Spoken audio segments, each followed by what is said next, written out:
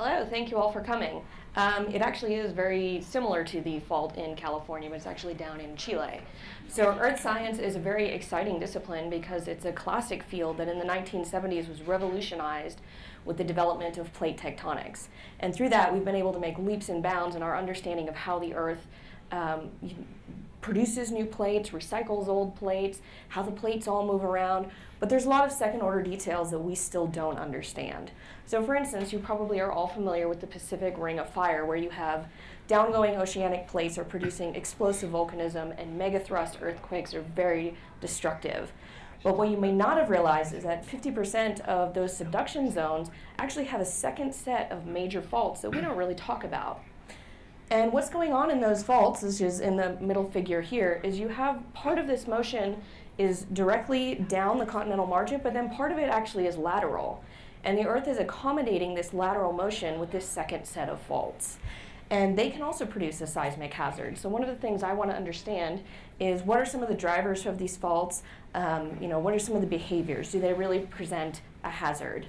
And so Chile is a wonderful place to look at this because the Atacama fault system is 1,000 kilometers long. It's been very poorly studied, but it's been uplifted and it's actually been eroded through so we can get to the roots of the fault system. The nice thing about this being an understudied location is that I get to go out there.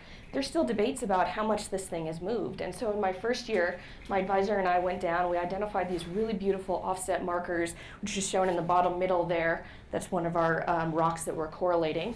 And you can see the ages on either side. The age of that rock is actually about 124 million years.